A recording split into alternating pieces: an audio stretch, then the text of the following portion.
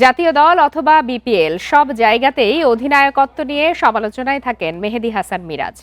Batting order ও ব্যাটে বলে পারফরমেন্সে এবারও আছেন সমালোচনার মাঝে। তবে মিরাজ বলছেন, দল ও অন্যদের সুযোগ নেয়ার জন্য নিজেই বরং ত্যাগ স্বীকার করেন অনেক।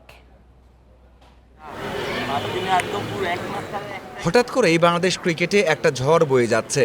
টি-20 দলে না থাকা মিরাজের সেই সবের সঙ্গে সরাসরি সম্পর্ক না থাকলেও একদমই দূরে থাকতে পারছেন না।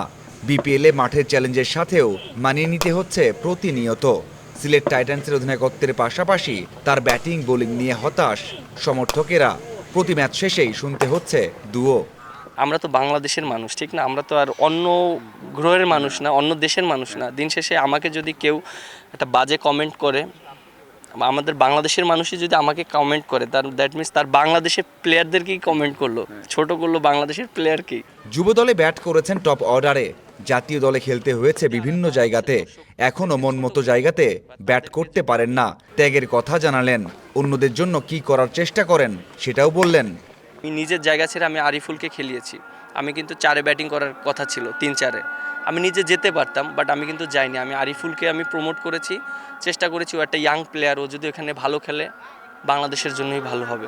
2027 সালে ওয়ানডে বিশ্বকাপ, মিরাজের সামনে প্রথম চ্যালেঞ্জ দলকে সরাসরি বিশ্বকাপে তোলা, তারপর দারুণ কিছু করার চিন্তা করা। ওডিআই ওয়ার্ল্ড কাপ আছে, আর এবার ভেরি ভেরি ইম্পর্টেন্ট আমাদের জন্য, এবং আমরা কিভাবে ওডিআইটা খেলবো সেটা আমরা ডিসাইড করব, এবং আমরা ওইভাবে বসবো, এবং আমরা ওইরকম একটা প্ল্যান করব যে কিভাবে আমাদের ওয়ার্ল্ড কাপের যাওয়ার আগে আমাদের মেন্টালি এবং প্রিপারেশন নেওয়া যায়, স্কিল এভরিথিং। সতীর্থ মঈন আলী বলেছেন, বাংলাদেশ অধিনায়কেরা আবেগী হন, যা দলের উপর প্রভাব ফেলে। ওয়ানডে অধিনায়ক মিরাজও কি তেমনই ভাবেন?